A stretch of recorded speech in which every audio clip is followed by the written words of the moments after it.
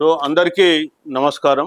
ఈరోజు నేను ఇంతకు ముందే చెప్పిన భారతదేశంలో సామాజిక న్యాయ చరిత్రను తిరగరాసినటువంటి వ్యక్తి జన్మించినటువంటి రోజు. అదేవిధంగా భారతదేశంలో సామాజిక న్యాయం కావచ్చు, అదేవిధంగా బీసీల సాధికారత గురించి కానీ, రిజర్వేషన్ల అంశం గురించి మనం మాట్లాడాలనుకుంటే ఆ అంశానికి మొట్టమొదటి అర్హుడైనటువంటి వ్యక్తి ఎవరు ఉన్నారంటే బీపీ మండల్. చాలా మందికి బీపీ మండల్ గురించి పూర్తిగా అవగాహన లేదు. వాళ్ళకి ఏం తెలుసు అంటే మండల్ కమిషన్ అంటే ఒక రికమెండేషన్ ఇచ్చిండ్లు, ఓ 27% రిజర్వేషన్లు కేంద్ర ప్రభుత్వ విద్యా ఉద్యోగాల్లో అమలవుతున్నాయని అనుకుంటారు. కానీ దాని వెనుక ఆయన పడ్డ కష్టం ఏంటి, ఆయన ఏం చేసిండు, ఆయన కృషి ఏంటి అనే విషయాన్ని మనం అర్థం చేసుకోవాలి ఇవాళ.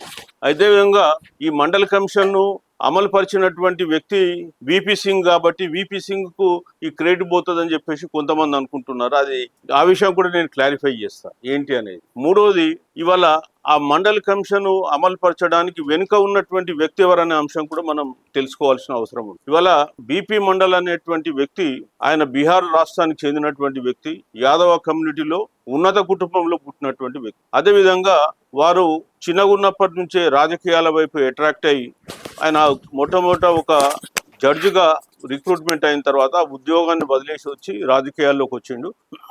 అంచెలంచెలుగా ఎదిగిండు. కొద్ది కాలం బీహార్ ముఖ్యమంత్రిగా కూడా పనిచేసిండు. సోషలిస్ట్ ఉద్యమంలో ఇన్ఫ్లుయెన్స్ అయిండు. తర్వాత 1979లో అప్పుడున్నటువంటి మొరార్జీ దేశాయ్ గారు రెండవ బీసీ కమిషన్ ఏర్పాటు చేయాలనుకున్నప్పుడు ఎవరిని పెట్టాలనేటువంటి ప్రశ్న ఉద్భవించినప్పుడు వీరిని మన 78 జనవరి అనుకుంటా, ఆ 78 జనవరి రోజు రెండవ బీసీ కమిషన్ బీపీ మండల్ ఆధ్వర్యంలో ఏర్పాటు చేసిన తర్వాత ఆయన 79 డిసెంబర్ 31 రోజు అప్పుడున్నటువంటి రాష్ట్రపతి జ్ఞాని జైల్ సింగ్ కు తన రిపోర్ట్ను పొందుపరిచారు. అయితే ఈ రిపోర్ట్లో ఉన్న అంశాలు ఏంటి, దీన్ని భారతీయ సమాజాన్ని ఎట్లా ప్రభావితం చేసినాయి, ఈ రిపోర్టు కోట్ల శల్య పరీక్షను తట్టుకుని ఎట్లా నిలబడ్డది. ముఖ్యంగా ఏంటంటే రిజర్వేషన్లు అనగానే కోర్టులు అనేక సందర్భాల్లో అడుపులు లేచి, అట్లాంటి సందర్భంలో ఈయన తన డ్యూటీని ఎంత సమర్థవంతంగా నిర్వహించడం వల్ల కోర్టుల శల్య పరీక్షను తట్టుకుని మండల్ కమిషన్ రిపోర్టు బయటకు రాగలిగింది. అది చాలా ఇంపార్టెంట్. చాలా మందికి ఆ విషయాలపైన అవగాహన లేదు. భారతదేశంలో మొట్టమొదటి ఏంటంటే రాజ్యాంగము బ్యాక్వర్డ్ క్యాస్ట్లుగా మనం చెప్పలే, బ్యాక్వర్డ్ క్లాసెస్ గా చెప్పింది. ఈ బ్యాక్వర్డ్ క్లాసెస్ అంటే ఎవరు, వీళ్ళని ఎట్లా ఐడెంటిఫై చేయాలనేది కూడా రాజ్యాంగం లెక్కలేదు. ఇది ఒక బ్రహ్మ పదార్థం అయిపోయింది. ఎన్నిసార్లు కులాల పేరు మీద బ్యాక్వర్డ్ క్లాసెస్ ని ఐడెంటిఫై చేస్తే అన్నిసార్లు కోర్టులు కొట్టి 1961 నుంచి మనం పెట్టుకుంటే Balaji versus state of Mysore, మన దగ్గర కూడా 1966లో కులాల పేరు మీద మెడికల్ సీట్లలో రిజర్వేషన్ ఇస్తే కులాలను మీరు ఎట్లా గుర్తిస్తారు బీసీలుగా అని చెప్పి హైకోర్టు కొట్టేసి ఇవ్వడానికి వీలేదు. సో అట్లాంటి సందర్భంలో మరి ఏం చేయాలి? సో మొట్టమొదటి బీసీ కమిషన్ కాకా కాలేల్కర్ వచ్చిండు. కాకా కాలేల్కర్ వచ్చి ఆయన కొంత క్రైటీరియా తీసుకున్నాడు. ఏది ఎడ్యుకేషన్ బ్యాక్వర్డ్నెస్, ఎకనామిక్ బ్యాక్వర్డ్నెస్, అదేవిధంగా సోషల్ బ్యాక్వర్డ్నెస్ తీసుకొని 2399 కులాలను బ్యాక్వర్డ్ క్లాసెస్ గుర్తించిండు. కానీ ఆయన ఇంత ఎక్స్టెన్సివ్ వర్క్ చేయలేదు. ఈయన ఏం చేసిండు, అసలు ఎట్లా ఈ కులాలను గుర్తించాలని చెప్పేసి మొట్టమొదట ఒక ఫ్రేమ్ వర్క్ తయారు చేసుకుని దానికి కొన్ని క్వశ్చన్ ఇయర్స్ తయారు చేసుకున్నాడు. ఆ క్వశ్చన్ ఇయర్స్ లో ఏంటి 11 క్వశ్చన్స్ ఉన్నాయి. ఆ 11 క్వశ్చన్లు సోషల్ బ్యాక్వర్డ్నెస్ మీద 4 క్వశ్చన్స్ ఉన్నాయి, తర్వాత ఎడ్యుకేషనల్ బ్యాక్వర్డ్ మీద 3 ఉన్నాయి, ఎకనామిక్ మీద 4 ఉన్నాయి. ఒక్కొక్క క్వశ్చన్ కు ఈక్వల్ మార్క్ ఇవ్వాలి. సోషల్ బ్యాక్వర్డ్నెస్ క్వశ్చన్ కు వచ్చేస్తే ఆయన 4 క్వశ్చన్లకు ఒక్కొక్క క్వశ్చన్ 3 మార్కులు ఇచ్చిండు. సోషల్ కు దాంట్లో ఏం లేదు, ఆయన తీసుకున్నది ఏంటంటే సోషల్ దాంట్లో ఒక ఉదాహరణ ఏంటంటే మీ ఇంట్లో ఎంతమంది బాల కార్మికులు ఉన్నారు, ఎంతమంది బహిర్భూమికి మీరు పోతారు, ఇంట్లో మీకు టాయిలెట్స్ లేవు, ఇట్లా ఈ సోషల్ బ్యాక్వర్డ్నెస్ లో అవన్నీ క్వశ్చనియర్ ఫ్రేమ్ చేసి దానికి 3 మార్కులు అంటే 4 × 3 12 మార్కులు దీనికి తీసుకున్నాడు. తర్వాత ఎడ్యుకేషన్ కు 3 బ్యాక్వర్డ్నెస్ తీసుకున్నాడు. అంటే ఎంతమంది చదువుకున్న బోతులు ఎంతమంది పోలేదు, దాని మీద 2 మార్కులు తీసుకున్నాడు. 12 + 6 = 18. ఎకనామిక్ బ్యాక్వర్డ్నెస్ కు 1 మార్కు తీసుకుని 4 క్వశ్చన్లు తీసుకుంటే 22 మార్కులు అయింది. ఈ 22 మార్కులు మొత్తం భారతదేశంలో ఉన్నటువంటి ఎస్సీ ఎస్టీ కానీ అన్ని కులాలకు అప్లై చేస్తే అందులో 12 మార్కులకు బిలో వచ్చిన వాళ్ళందరినీ బీసీలుగా తీసుకొచ్చు. సో ఆ స్క్రూటినీని సుప్రీంకోర్టు కూడా తప్పుపట్టలేకపోయింది. ఎందుకంటే అంత సబ్జెక్టివ్ గా పనిచేసిండు. ఆయన చేసి 3743 కులాలు బీసీ కులాలుగా వర్గీకరించి 3740, అది ఈయన చేసిన పని. అంత సైంటిఫిక్ గా చేసిండు కాబట్టే అది నిలబడగలిగింది. లేకపోతే కోర్టులు కొట్టేసేది. ఎవరికి తెలిసి బాధ అంతా ఎన్నుకున్నదని ఒకటి. రెండోది, 27% ఎందుకు రిజర్వేషన్ ఇవ్వాల్సి వచ్చింది అనేదంటే 1961లోనే Balaji versus state of Mysore కేసులో అప్పుడు ఉన్నటువంటి supreme court chief justice Gajendra Gadkar వీళ్ళు ఏం చేసినారంటే భారతదేశంలో ఇప్పుడు ఆర్టికల్ 14 ఉంది, అందరికీ సమానత్వం అంటది. ఆర్టికల్ 15 ఏమంటుంది, ఎట్లాంటి వివక్షత చూపకూడదు అంటది. ఆర్టికల్ 16 లో అందరికీ సమాన అవకాశాలు ఉండాలంటది. ఆ విధంగా 3743 కులాలను ఆయన బ్యాక్వర్డ్ క్లాసెస్ కింద వర్గీకరించిండు. ఈ వర్గీకరణ కంటే మొదలే మన దగ్గర కూడా ఏమైందంటే, సో మొట్టమొదటి ఏంటంటే భారతదేశంలో బ్యాక్వర్డ్ క్లాసెస్ను ఎట్లా గుర్తించాలనే దానికి ఒక ఫ్రేమ్ వర్క్ తయారు చేసినటువంటి వ్యక్తి mandal.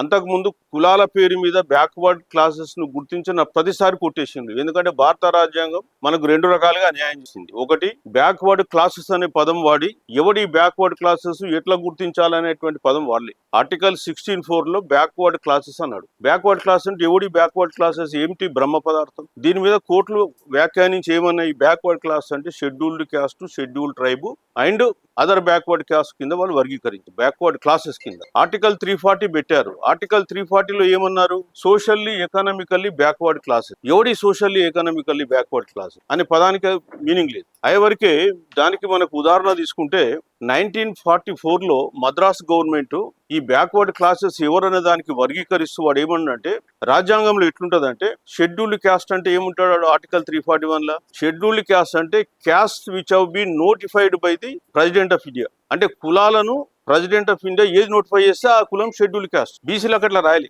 Scheduled tribes notified by the government of India, president of India. బీసీలకు వచ్చేస్తే ఆర్టికల్ 340 ప్రకారం ఒక కమిషన్ అపాయింట్ చేసి దాని ప్రకారం మీరు ఐడెంటిఫై చేయమన్నారు. అయ్యేవరకు ఏమైంది, అది కూడా బ్యాక్వర్డ్ క్లాసెస్ కమిషన్ అపాయింట్మెంట్ అనేది రాజ్యాంగ పరంగా అది షెల్ అని పదం వాడలే. గవర్నమెంట్ మే అపాయింట్ అన్న. మే అపాయింట్ అంటే వాడి ఇష్టం ఉంటే అపాయింట్ చేస్తారు, లేకపోతే లేదు. దాని కొరకు ఏమైంది, నెహ్రూ అపాయింట్ చేయాలి. ఫస్ట్ అపాయింట్ చేయకపోయే వరకు అంబేద్కర్ గారు ఏం చేశారు, 1951లో లెటర్ రాశారు, మీరు రాజ్యాంగ సభలో అదర్ బ్యాక్వర్డ్ క్లాసెస్ కు మీరు న్యాయం చేస్తామన్నారు, మీరు బ్యాక్వర్డ్ క్లాసెస్ అపాయింట్మెంట్ కు కమిషన్ ఎందుకు పెట్టారని చెప్పి ఆయన రిసిగ్నేషన్ ఇచ్చిన లెటర్ లో సెకండ్ పాయింట్ మనది. సెకండ్ పాయింట్ ఏం రాశారు, మీరు బీసీలకు అన్యాయం చేస్తున్నారు, బ్యాక్వర్డ్ క్లాసెస్ కమిషన్ మీరు పెట్టాలి అని అంటే, అప్పుడు 53లో నెహ్రూ కాకా కాలేల్కర్ కమిషన్ పెట్టిండు.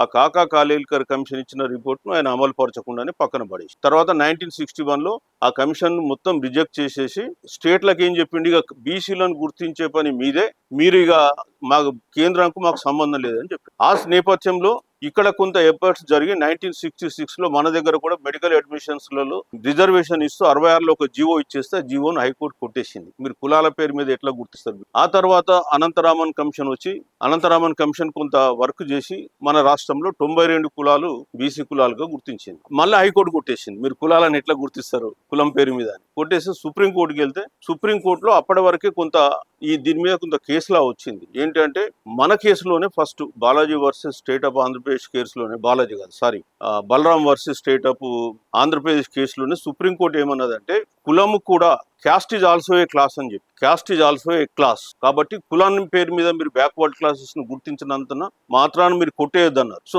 ఆ బలమే మనకు మండల్ కమిషన్ కూడా ఉపయోగపడ్డది. సో అది ఫస్ట్ ఏంటంటే, అంతవరకు కులం పేరు మీద గుర్తించిన బ్యాక్వర్డ్ క్యాస్ట్ల అన్నిటిని కూడా అన్ని కోర్టులు కొట్టేసి ఇండియాలో. ఎప్పుడైతే ఈ 71లో మన జడ్జిమెంట్ వచ్చిందో 72లో, దాని మీద అప్పుడు caste is also a class అనే విషయం పైన క్లారిటీ వచ్చింది ఒకటి. అయితే ఇక్కడ నేపథ్యం ఎందుకు చెప్పాల్సి వస్తుందంటే, మండల్ అనే వ్యక్తి భారతదేశంలో ఉన్నటువంటి ఎస్సీ ఎస్టీ గాని అన్ని కులాలను తన క్రైటీరియా తోటి వర్గీకరించి, నేను చెప్పిన ఇంతకు ముందే 22 మార్కులు ఆయన డివైడ్ చేసిండు. అందులో ఫస్ట్ సోషల్ బ్యాక్వర్డ్ దానికి 4 క్వశ్చన్లు ఇచ్చిండు. 4 క్వశ్చన్లకు ఒక్కొక్క దానికి 3 మార్కులు, 12 మార్కులు. ఎడ్యుకేషనల్ బ్యాక్వర్డ్నెస్ 3 క్వశ్చన్లు ఇచ్చిండు, ఇచ్చి ఒక్కొక్క దానికి 2 మార్కులు, 6 మార్కులు, 18. తర్వాత ఎకనామిక్ బ్యాక్వర్డ్నెస్ దానికి ఒక్కొక్క 4 క్వశ్చన్లు, ఒక్కొక్క దానికి 1 మార్కు, అంటే దానికి 4 మార్కులు, మొత్తం 22 మార్కులు. 22 మార్కులలో 12 మార్కులకు బిలో వచ్చిన వాళ్ళందరినీ బీసీలు చేసి మిగతా వాళ్ళందరినీ తీసిపడేసి. సో అట్లా ఆయన చేసేవడంతో ఏమైందంటే, సుప్రీంకోర్టులో నువ్వు ఎట్లా గుర్తించినావు 3743 కులాలు, క్రైటీరియా ఏంటంటే అది నిలబడగలి ఫస్ట్. అయితే ఆయన మీద ఒక అపవాదు చేస్తుంటారు కొంతమంది, ఏంటంటే మండలి మీద 4లో ఆ పదం లేదు వర్గీకరించడానికి, కాబట్టి వర్గీకరించ వీల్లేదని వల్ల జడ్జిమెంట్ ఉంది. అయితే అదే జడ్జిమెంట్ 1971లో మన దాంట్లో కూడా Balaram versus state of AP కేసులో కూడా వచ్చినప్పుడు వాళ్ళు ఏమన్నారంటే, ఎస్ అందరూ బ్యాక్వర్డ్ క్లాస్ ఈక్వల్ గారు వర్గీకరించవచ్చు అని మనకి ఇచ్చారు. కానీ అది కాన్స్టిట్యూషనల్ బెంచ్ కాదు, అది ఇద్దరు జడ్జిలు ఇచ్చిన జడ్జిమెంట్. అది జగన్మోహన్ రెడ్డి అండ్ ఇంకొక ఆయన రే అని ఉంటాడు, ఇద్దరు కలిసి ఈ కేసు ఇచ్చారు. ఇది మన తెలంగాణ ఆంధ్రప్రదేశ్ కేసు. అందుకనే ఈ మండల్ కమిషన్ ఏం ఆలోచించిందంటే, ఇప్పుడు మనం సెటిల్డ్ లా పొజిషన్ నుంచి బయటకు వస్తే మళ్ళీ ఈ మండల్ కమిషన్ రిపోర్ట్ కొట్టేస్తారనే ఉద్దేశంతో ఆయన దీన్ని అమలుపరచకుండా సేమ్ యాజ్ ఇట్ ఈజ్ గా రికమెండ్ చేశారు. అయితే ఇప్పుడు మన ఎంబీసీలు ఏమంటారంటే, మీరు మాకు ఆ రోజు ఎంబీసీ పెట్టుంటే బాగుండేది అని మాకు అన్యాయం చేసిందని ఒకటి మాట తెస్తారు. బట్ ఆయన లీగల్ పొజిషన్ చూసిండు, అది ఒకటి. రెండవది ఏంటంటే 50% సీలింగ్ పెట్టాలి, సీలింగ్ లేకపోతే కొట్టేస్తారు. ఎందుకంటే ఆల్రెడీ 1961 కేసులో Balaji versus state of Mysore కేసులో కూడా 50% సీలింగ్ దాటద్దని జడ్జిమెంట్ ఇచ్చారు అప్పుడున్న సుప్రీంకోర్టు సీజే గజేంద్ర గారు. సో అందుకు ఏం చేసిండి ఈయన, అప్పటికే ఎస్సీ ఎస్టీలకు 15 + 7 22 ఉంది కాబట్టి 22.5 ఉంది. అందుకని ఏం చేసిండు, 50 దాటద్దు కాబట్టి 27. మన దగ్గర కూడా అనంతరామన్ కమిషన్ అదే జడ్జిమెంట్ తీసుకుంది. అప్పటికి మన దగ్గర 14 ఎస్సీలకు 6 ఎస్టీలకు ఉంటే 20 ఉంది, పోతే 30% మిగిలింది 50లో. 50 - 20 తీస్తే 30 ఉంది కాబట్టి 30% రికమెండ్ చేసిండ్రు. రికమెండ్ చేస్తే మన దగ్గర ఉన్నటువంటి చీఫ్ మినిస్టర్ ఆ టైంలో వాళ్ళు క్యాబినెట్ 30 కాకుండా 25 వాళ్ళు అమలు చేశారు. ఆ మిగిలిన 5%లో వైఎస్ రాజశేఖర రెడ్డి గారు 2009లో 2007లో ముస్లింలకు దాంట్లో 4% కల్పించారు. అట్లా మన దగ్గర వాళ్ళకి అది రావడం జరిగింది. ఇక ఈ రెండో అంశం, ఎందుకంటే చాలా మందికి అర్థం కాక ఈయన ఎంబీసీలకు అన్యాయం చేసిండు, ఎంబీసీలకు అన్యాయం అంటే, మరి ఆ టైంలో ఉన్న లీగల్ పొజిషన్ ఆయన వాడుకున్నాడు కాబట్టి అది జరిగింది ఒకటి. ఇక రెండోది ఏంటంటే, చాలా మంది ఈ మండల కమిషన్ అమలు పరిచినటువంటి గొప్ప మహానుభావుడు విపి సింగ్, ఆయనను మీరు ఇందులో ఆర్టికల్ రాయలేరు గురించి చాలా మంది అంటారు. బాబు, దాని చరిత్ర కూడా చెప్తా ఏం జరిగిందని. యాక్చువల్గా మండల కమిషన్ అమలు పరచడంలో అత్యంత ప్రధాన పాత్ర పోషించినటువంటి వ్యక్తి శరద్ యాదవ్. శరద్ యాదవ్ లేకపోతే మండల కమిషన్ ఈ రోజు కూడా వెలుతురులోకి వచ్చేది కాదు. ఇది చాలా మందికి తెలియదు. ఎందుకంటే 1989లో, నేను కాదు, ఇది చాలా మంది తెలియదు. దీని మీద మన కంచాయలయ్య గారు 2023లో సాక్షిలో, అదేవిధంగా వైర్ పత్రికలో ఒక వ్యాసం రాసి మర్చిపోయిన మహానుభావుడు అని చెప్పి ఈ శరత్ యాదవ్. అయితే శరత్ యాదవ్ ఏంటంటే ఎట్లా జరిగిందంటే, 2019 మన 1989లో పార్లమెంట్ ఎన్నికలు జరిగినప్పుడు ఏ పార్టీకి మెజార్టీ రాలేదు. కానీ సింగిల్ లార్జెస్ట్ పార్టీ కాంగ్రెస్ 200 సీట్లు వాళ్ళకునే దాదాపు. ఆ 200 సీట్లలో వాళ్ళే గవర్నమెంట్ ఫామ్ చేయలేదు. కానీ కాంగ్రెస్ ను గవర్నమెంట్ ఫామ్ చేయనీయకుండా అప్పుడు నెక్స్ట్ ఎక్కువ అత్యధిక సీట్లు వచ్చింది జనతాదళ్ విపి సింగ్, 158 160 సీట్లు ఉన్నాయి. సో వీళ్లకు అటు బీజేపీ మద్దతు ఇచ్చింది, ఇటు కమ్యూనిస్ట్ పార్టీ మద్దతు ఇచ్చింది. మొట్టమొదటిసారిగా ఇండియాలో ఒక పార్టీకి, ఒక వ్యక్తికి కమ్యూనిస్టులు అండ్ కమ్యూనలిస్టులు ఇద్దరు మద్దతు ఇచ్చింది. మద్దతు ఇస్తే ఆయన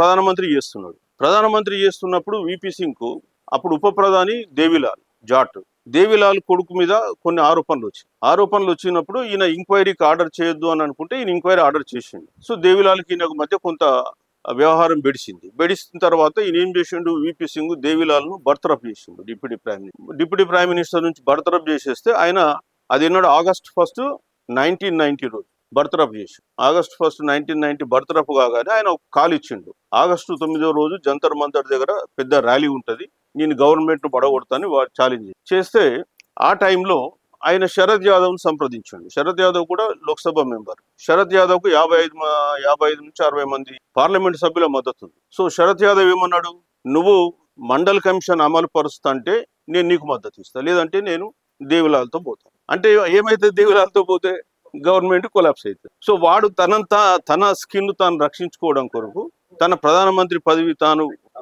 కాపాడుకోవడానికి కొరకు ఈయనకు హామీ ఇచ్చిండు. ఆయన ఏమన్నాడు, August 15 నేను ఎర్రకోట నుంచి డిక్లేర్ చేస్తానని విపి సింగ్ చెప్తే క్వశ్చనే లేదు. నేను నిన్ను నమ్మదలుచుకోలే. August 15 ఎర్రకోట నుంచి నువ్వు చెప్పుడు నాకు వద్దు, నేను 9వ తారీఖు రోజు ఆయన తోటి పోతా, లేదా అంతకుముందు నువ్వు డిక్లేర్. అంటే దెబ్బకు August 6 రోజు, ఈయన August 4 రోజు అల్టిమేటం ఇచ్చిండు. August 6 రోజు క్యాబినెట్ కూర్చొని విపి సింగ్ నేను మండల్ కమిషన్ అమలు చేస్తానని చెప్పి స్టేట్మెంట్ ఇచ్చి, August 7 రోజు లోక్సభలో స్టేట్మెంట్ ఇచ్చిండు, నేను అమలు చేయబోతు. మరి దీంట్లో ఎవరికి పోవాలి నాకు రైట్? సరే, అందరు ఏమనుకుంటారు, విపి సింగ్ త్యాగం చేసిండు అని నేను అన్నాను. ఇక్కడ ఆయన ఏం చేయలేడని నేను అన్నాను. ఆయన కూడా ఒక మహానుభావుడే, ఇంప్లిమెంట్ చేసిండు. కానీ దానికి ఇంప్లిమెంట్ చేయడానికి అనివార్యత సృష్టించినటువంటి వ్యక్తి శరద్ యాదవ్. ఆ రోజు ఆయన అంత పట్టుబట్టకపోతే అది అమల్లోకి వచ్చేది. అప్పటి వరకు బీజేపీ కూడా దీనికి సపోర్ట్ ఇచ్చింది, ఈ మండల్ కమిషన్. ఎప్పుడైతే ఆ గోస్వామి ఒక విద్యార్థి ఆత్మాహుతి యత్నం చేయగానే బీజేపీ వాళ్ళు వెనుకొచ్చిండ్రు. అప్పటి వరకు విపి సింగ్ కూడా తెలియదు బీజేపీ విడ్రా చేసుకుంటుందని. ఆయన ఉంటదిగా, నేను కూడా కంటిన్యూ అవుతాను అనుకున్నాడు. కానీ ఎప్పుడైతే గోస్వామి అనే విద్యార్థి ఢిల్లీ యూనివర్సిటీ ఆయన ఆత్మాహుతి చేసుకుంటానే మీద కిరసనాయిలు పోసుకొని అగ్గిదగలు పెట్టుకునే వరకే అందరూ అద్వానీ పోయి పరామర్శించుడు, వాడు పోయి పరామర్శించడం పెద్ద పెద్ద ఇష్యూ అయిపోయే వరకే ఆగస్ట్ ఎండ్లో బీజేపీ గవర్నమెంట్ అక్కడ వాళ్ళు మద్దతు విరమించుకుని అట్లా పడిపోయింది, గవర్నమెంట్ పడిపోయింది. ఆయన ఏమి నేను ఇంప్లిమెంట్ చేస్తే నా గవర్నమెంట్ పడిపోతుందని తెలిసి ఆయన చేయలే, అక్కడ సర్కమాస్టెన్సెస్ అట్లా డ్రైవ్ చేసి. కాబట్టి విపి సింగ్ అమలు పరిచిండు. లోక్సభలో పార్లమెంట్లో తర్వాత ఆయన అమలు పరిచిన దాన్ని ఆయన ఘంటాపథంగా డిఫెండ్ చేసుకున్నారు. ఎందుకంటే ఆయన ఎందుకు అమలు పరచాల్సి వచ్చిందనే విషయంలో ఆయన బీసీల పక్షాన నిలిచిండు. అంతవరకు ఆయన క్రెడిట్ ఆయనకు ఇవ్వాల్సి. వాస్తవాన్ని చెప్పాలంటే లోక్సభలో ఆ రోజు ఉన్నటువంటి రాహుల్ గాంధీ అంటే ఓబీసీలకు రిజర్వేషన్లు ఇవ్వద్దు అని ఘంటాపథంగా ఆర్గ్యూ చేసినటువంటి వ్యక్తి ఆయన. మండలి కమిషన్ అమలు పరచొద్దు, ఈ రిజర్వేషన్లు చెల్లవు, ఆర్థిక పరంగా రిజర్వేషన్లు ఇవ్వాలని చెప్పేసి వాదించినటువంటి వ్యక్తి రాజీవ్ గాంధీ. కానీ రాజ్యసభలో చైర్మన్ అయినటువంటి ఆపోజిషన్ లీడర్ అయినటువంటి శివశంకర్, మన రాష్ట్రానికి సంబంధించిన వ్యక్తి, శివశంకర్ రిజర్వేషన్లు అమలు పరచాలని చెప్పి రాజీవ్ గాంధీకి వ్యతిరేకంగా రాజ్యసభలో వాదించినటువంటి వ్యక్తి శివశంకర్. సో చాలా మందికి తెలియదు శివశంకర్ ఏంటో. ఆ టైంలో ఆయన లీడర్ను కాదని, ఆపోజిషన్ ఆయన పార్టీ సంస్థ అధిష్టానాన్ని కాదని గట్టిగా వాదించినటువంటి వ్యక్తి శివశంకర్. ఆ తర్వాతనే వాళ్ళిద్దరి మధ్య తేడాలు వచ్చాయి. ఇప్పుడున్న లీడర్లు ఉన్నారు, మన 42% రిజర్వేషన్ మీరు లోక్సభలో మీరు రేజ్ చేయండి అంటే ఒక్కడు మాట్లాడాడు పార్టీకి వ్యతిరేకంగా కదా. మరి ఇక వీళ్ళు కూడా మళ్ళీ లీడర్లను మాట్లాడతారు, మనం ఏం చేద్దామని చెప్పు. కానీ శివశంకర్ నన్ను చూసి నేర్చుకోండి, శరద్ యాదవ్ నన్ను చూసి నేర్చుకోండి. గవర్నమెంట్ పడిపోతుందని తెలిసినా వాళ్ళు ఇబ్బంది పడలే, వాళ్ళు నమ్ముకున్న సిద్ధాంతాల కొరకు పాటుపడ్డారు. అట్లనే మండల్ కూడా తన నమ్ముకున్న సిద్ధాంతం కొరకు నిలబడ్డటువంటి వ్యక్తి కాబట్టి ఆయన అంత మంచి రిపోర్ట్ ఇవ్వగలిగింది. ఇవాళ మనకు ఏంటంటే బీసీలను కూడా అందరూ సమానం కాదు, బీసీలలో కూడా అంతర్గత అసమానతలు చాలా ఉన్నాయి. కాబట్టి ఈ బీసీలను కూడా విభజించి వాళ్ళకు కూడా మన తెలంగాణలో ఎట్లయితే 4 ఉన్న ఏబిసిడి కేటగిరీ కేంద్రంలో కూడా చేయాలనే ఆలోచనతోటి రోహిణి కమిషన్ అపాయింట్ చేశారు. రోహిణి కమిషన్ 2017లో ఇస్తే వాళ్ళు 23లో వాళ్ళ రిపోర్ట్ కూడా ఇచ్చారు. అందులో వాళ్ళు చెప్పింది ఏంటంటే ఇప్పుడున్న 26-33 కులాలలో ఓబీసీ లిస్టులో 26-33 కులాలు ఉంటే అందులో నుంచి 983 కులాలు ఇప్పటి వరకు కేంద్ర ప్రభుత్వ ఉద్యోగాలలో ఒక్క ఉద్యోగం పొందలే. 80 ఏళ్ళ నుంచి ఒక్క ఉద్యోగం పొందలే. 983 క్యాస్ అంటే మరి సామాజిక న్యాయం అందరికి రీచ్ కావాలి కదా, కొందరికైనా కేవలం 5 కులాలే మ్యాక్సిమం బెనిఫిట్ పొందిందని రిపోర్ట్. సో నేను ఎంబీసీ సోదరులకు కూడా ఏం చెప్తానంటే మీరు వెంటబడాలి, దాని కొరకు పోరాటం చేయాలి. రోహిణి కమిషన్ రిపోర్ట్ అమలు పరచడానికి మీరు కూడా పోరాటం చేయకపోతే ఏం జరగదు. ఆ రోజు శరద్ యాదవ్ లేకపోతే మాకు మండల్ కమిషన్ రిజర్వేషన్లు అమలయ్యేటి కావు, మనం ఎవడు పట్టించుకున్న నాతులు లేడు. తెలంగాణలో ఆంధ్రప్రదేశ్లో కూడా వచ్చిందంటే శివశంకర్ దాని వెంట తిరుగులేని పోరాటం చేసింది. చాలా మందికి తెలియదు. సరే మనం విమర్శించడం అది అట్లా ఇది ఇట్లా సహజం కానీ, బట్ 100% పోరాటం చేసింది కాబట్టి తెలంగాణలో అందరికంటే మొదలు వచ్చినాయి ఆంధ్రప్రదేశ్లో. కారణం ఏంటంటే అప్పటికి ఇంకా నీకు రాలే. ఇప్పుడు మోడీ గారు ఉన్నారు. మోడీ గారిది రాష్ట్రంలో గుజరాత్ రాష్ట్రంలో 1970sలో మన దగ్గర అనంతరామన్ కమిషన్ వేసినట్టు అక్కడ బక్షి కమిషన్ వేసి, ఆ బక్షి కమిషన్ ఈయన కులాన్ని బీసీ కులంగా గుర్తించలేదు. ఎందుకంటే వీళ్ళు వ్యాపారస్తులు, వీళ్ళు ఏదైతే ఆయిల్ వ్యాపారస్తులు కాదు, గానగ తీసేటోళ్ళు కాదు, వీళ్ళు గానగ వ్యాపారం చేసేటోళ్ళు. అదే రెండు తేడా, వ్యాపారం చేస్తున్నారు. కాబట్టి అందుకని మోడీలు పెద్ద పెద్దోళ్ళు ఉంటారు. పిలి మోడీ అని, ఇప్పుడు దేశాన్ని డబ్బులు ముంచి పాడిపోయిన వాడి పరింది నీరవ్ మోడీ అని, వీళ్ళంతా పెద్ద పెద్దోళ్ళు ఉన్నారు వీళ్ళంతా. సో అప్పుడు గుర్తించలే.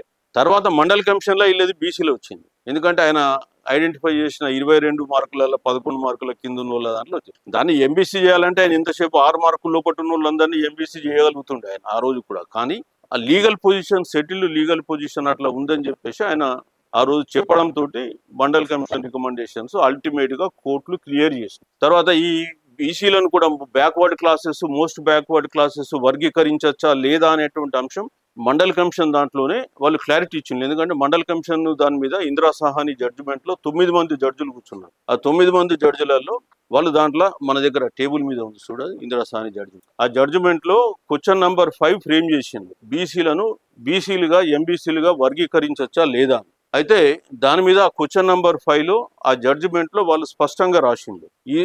ఇదంతా 1961 case Balaji versus Mysore case రాస్తూ దీంట్లో వాళ్ళు ఇది మండల్ జడ్జిమెంట్, ఈ జడ్జిమెంట్ పేరు ఇది మొత్తం 772 పేజెస్. ఇది దాంట్లో నేను ఓన్లీ వర్కింగ్ జడ్జిమెంటే తీసుకున్నాం వాడి ఆర్గ్యుమెంట్. దీంట్లో క్వశ్చన్ నంబర్ 5లో వాళ్ళు వర్గీకరించవచ్చు అని ఇచ్చింది. ఇది ఎప్పుడు 92లో వచ్చిన జడ్జిమెంట్. మండల్ కమిషన్ రిపోర్ట్ ఇచ్చింది 1980. కాబట్టి ఈ ఇష్యూ రెండిట్లో కూడా మనకు చాలా వరకు మందికి తెలియదు. సో మరి మండల్ అంత గొప్ప మహానుభావుడు, మనం ఆయన గురించి మనం ఒక 2-4-5 నిమిషాలు మనం శ్రద్ధాంజలి ఘటించాలనే ఉద్దేశంతో ఇవాళ నేను అందరినీ పిలవడం జరిగింది. అంతకు మించి కూడా ఏం లేదు. మనం బీసీల కొరకు ఇంత పోరాటం చేసి ఇంత అర్పించిండు. ఆయన కూడా ఎక్కువ కాలం బతకలే పాపం, 63 ఏళ్ళకే ఆయన పరమపదించిండు. ఇంకెక్కువ కాలం ఆయన ఈ మండల కమిషన్ ఇంప్లిమెంటేషన్ చేసింది కూడా చూడలే. ఆయన 80లో రిపోర్ట్ ఇచ్చిండు, 83లో చనిపోయిండు. 82, 83లోనే ఆయన పరమపదించిండు. ఈ రిపోర్ట్ ఇంప్లిమెంట్ అయింది కూడా ఆయనకు తెలియదు. బట్ ఎనీహౌ ఆయన చేసిన కృషితోటి ఇవాళ కేంద్రంలో మండల కమిషన్లు అమలైనప్పుడు కేటగిరీ ఏ ఉద్యోగాలు బీసీలు ఎంతమంది ఉండ్రి అని లెక్క చెప్పినప్పుడు అక్కడ విపి సింగ్ గారు చెప్పిన లెక్క ఇది. మండల కమిషన్ రిపోర్ట్ ప్రకారం ఏ కేటగిరీ ఉద్యోగాలు అంటే కేంద్రంలో ఐఏఎస్ ఐపీఎస్లు కానీ లేదా అట్లా ఈక్వలెంట్ కేటగిరీ ఉన్న ఉద్యోగాలలో ఆ రోజుకు 40 లక్షల ఉద్యోగాలలో, అంటే కేంద్రంలో మొత్తం 40 లక్షలు, ఏ కేటగిరీ ఉద్యోగాలు తక్కువ ఉంటాయి, 1,50,000 లక్షలు. అందులో బీసీల కేటగిరీ 4.7. 1990లో ఈయన ఇచ్చిన స్టేట్మెంట్ విపి సింగ్ 4, ఈ రోజుకు వచ్చేస్తే 21%కు రీచ్ అయింది. అంటే 17% ఎట్లా వచ్చింది? ఇంప్లిమెంటేషనే కదా. ఇప్పుడు ఇది అర్థం కాక చాలా మంది ఇప్పుడేమో ఈ రిజర్వేషన్లు ఎత్తేయాలి, ఇది ఎత్తేయాలని మాట్లాడుతుంది. ఇప్పటికీ 27% మనకు రాలే. ఆ విషయం కూడా గుర్తుపెట్టుకోండి. మనకు 33 ఏళ్ల నుంచి అమలవుతున్న రిజర్వేషన్లు ఈనాటికి కూడా 27% లేవు. ఈ రోజు కూడా 21% లోపట్నే ఉన్నాం. 21, 22. అంటే పాలకులు అమలు పరచకుండా ఎట్లా అడ్డంకులు సృష్టిస్తున్నారో మనకు తెలుసు. అయినా కానీ ఒక 14-15% ఇవాళ పెరిగిందంటే అదంతా కూడా మన మండల్ గారు చేసినటువంటి కృషి కాబట్టి ఈరోజు దేశవ్యాప్తంగా కూడా ఓబీసీలకు సాధికారత కొరకు ఆయన ఎంపవర్మెంట్ ఆఫ్ ఓబీసీ కొరకు కృషి చేసినటువంటి వ్యక్తి. అట్లాంటి వ్యక్తిని మనం విస్మరిస్తే రేపు బీసీ ఉద్యమానికి తెలంగాణలో ఒక